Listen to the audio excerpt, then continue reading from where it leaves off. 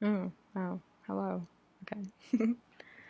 When I turned on the thing for the button, because I'm on a laptop right now, it made the countdown noise. It was like ding, ding, ding, bing. I don't know. That was quite cool.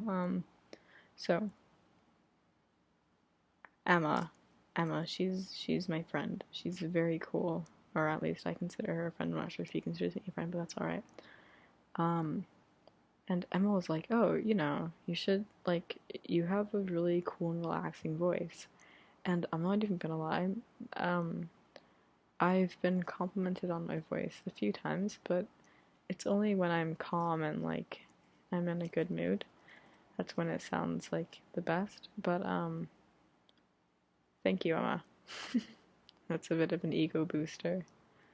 Um, but I'm actually so fun fact about me is I write.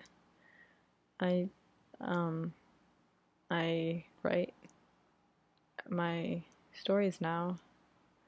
They're slowly getting worse and worse as time goes on because I'm more focused on a longer, um, quote unquote, like pathetic book. It's stupid, but I'm more focused on that than I am my short stories.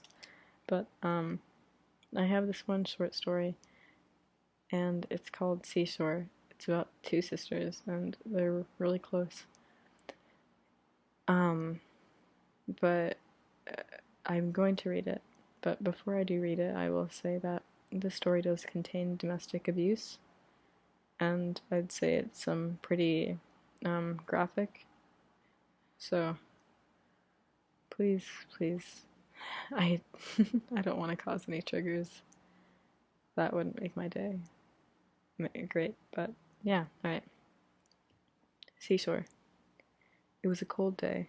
Rosemary and Ebony were taking the small car ferry to their vacation house on Martha's Vineyard. It was called their vacation house because of the location, but in reality, it was just where their grandparents lived.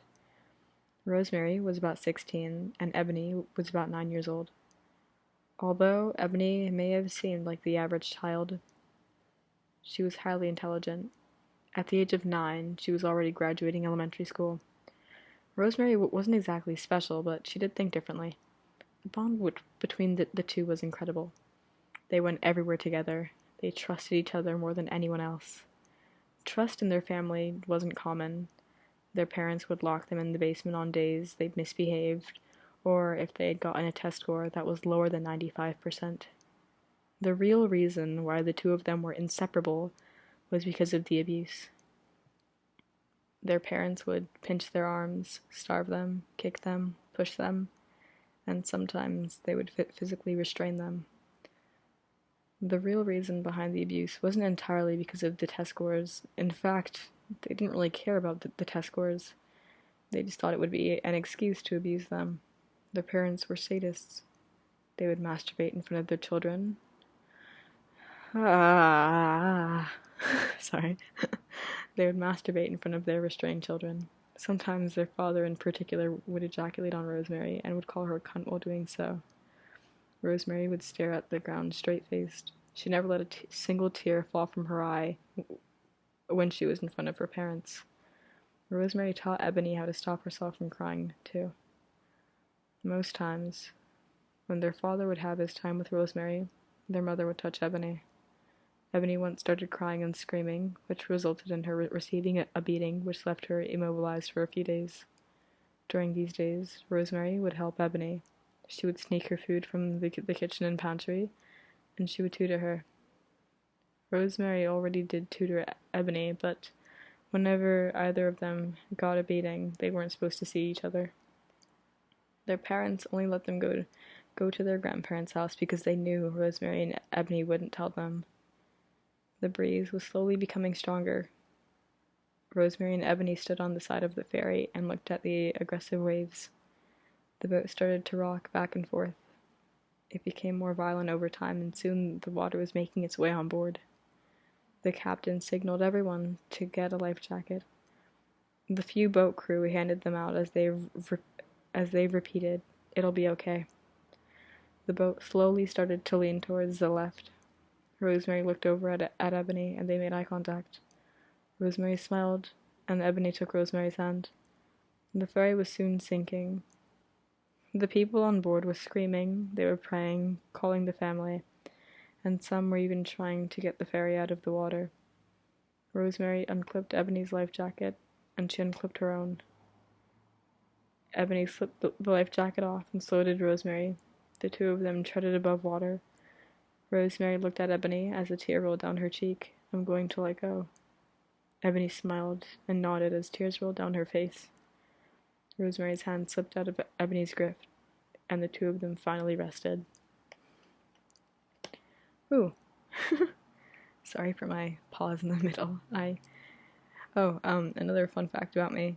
I have a hard time reading out loud. Like, sometimes when I read to my friends, I'll accidentally start reading like within like a Scottish accent. They're like, "Where did this come from?" And I'm like, "I'm sorry, you guys know I can't read. This is my like way of actually reading." I don't know. I'm just a bit proud of myself. I actually read that smoothly. Well, at least what I consider smoothly. I think I'm gonna read another one. I'm a bit happy today. No, my day started off very poorly. Oh, there's an ambulance that's passing by me currently. But my day started off quite poorly, honestly. Yeah, I don't know. Okay, this next story contains, suicide. So, it's called We'll Meet When I Fall Asleep. I wrote this one also. I stood from my bed and stared at myself in the mirror. I shut my eyes violently, and when I opened them, he was behind me. I glanced over my shoulder and flinched in surprise. What are you doing here at this hour? He looked at me and laughed. I had almost forgotten what he looked like. His rosy cheeks, his green eyes, his floppy hair and disobedient brown hair. And his smile. His smile is what I loved the most. His pretty smile. He would smile a lot. His smile was white and bright. If you looked hard enough, you may have gone blind. He touched my hair while he took off his work clothes. I grabbed his hand and stopped him. Why are you here? He smiled and nodded. I remember at this moment I wanted to snap his head off. Why was he acting like a nuisance? I was just about to yell at him, but he started walking towards my front door. Was he leaving? Why such a short visit? But, of course, I followed him. He walked to the front door and smiled and waved. He put his hand on the doorknob, and I sat up panting. I got out of my bed and ran to my door. Sebastian, please come back. I can't go on much longer without you. I screamed and screamed. My throat felt like it had been burning from my desperate yells. Tears flowed down my eyes like a million waterfalls. I curled up on my floor, and my cheek was soon lying in a puddle of my tears. I sat there whispering, "Come back, please, come back. I'm sorry, Sebastian." I knew Sebastian wasn't coming back. All that remained of him was the bloodstain in the bathroom. The blood from his last day with me. The bloodstain in the bathroom was lonely. I'm glad I was able to give it company. Just know, Sebastian, you'll see me soon. You'll see me in our eternal dreams. That one's a fun one. That one is called We'll Meet When I Fall Asleep. I feel like that one may confuse some people, so I'm gonna explain it. Basically, the main character, I'm not sure if it's male or female, it can be whoever you want it to be, but they, Sebastian was their significant other, and, he killed himself, and the main character, in the end, also kills himself because they can't, just take being without him. It, like, you know, I feel like others have certainly felt like that sometimes, where you don't think you can go on much longer because of, like, something that happened. It can be great or small. I don't know. I feel like that's just a universal feeling. If you ever, think that you're the only person in the world that feels a certain way. I can assure you, you're not. You may feel like, you don't belong, or you feel like you're like an outsider or something like that. But I can assure you that multiple people also feel that way. It's not just you. I'm not sure if that makes it any better or worse, or if it doesn't really do anything. I don't know. Well, I've been talking for 10 minutes. Uh, okay. That's fun. That's very fun. I, I, uh, I don't know. I just want to share something really quickly. I love very detailed descriptions of things. Like, let's say a very, very pale young man was lying down on a bed, or and someone was writing about him. You were to write, "Oh, his pale, beautiful, like just like body was like I don't know. I feel like descriptions and details are everything. They can be so like it's such just a small detail, or I don't know, a small like description. As long as it's detailed, it can do so much. It can give someone all that they need to like imagine like a whole world. I I don't know. I think that I think I think I like talking. And I haven't spoken much today, so luckily my social battery hasn't completely ran out. But I think I like talking on videos. And I think I like talking at night because um the more calm I am, the more um like the more my voice changes than when I'm not as calm.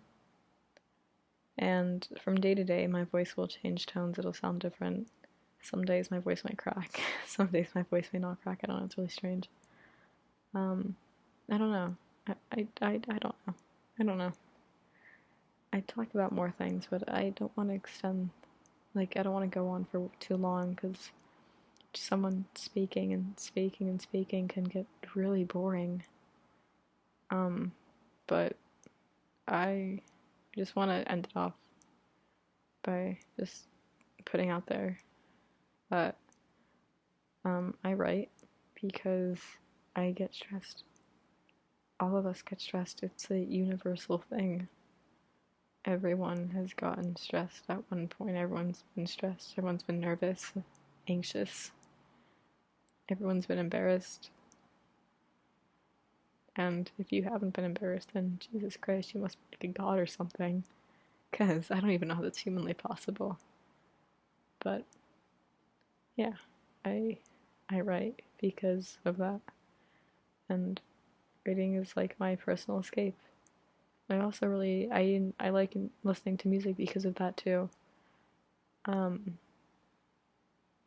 and I know that some people share those things with me, and some people write to relieve stress. Some people listen to music to relieve stress.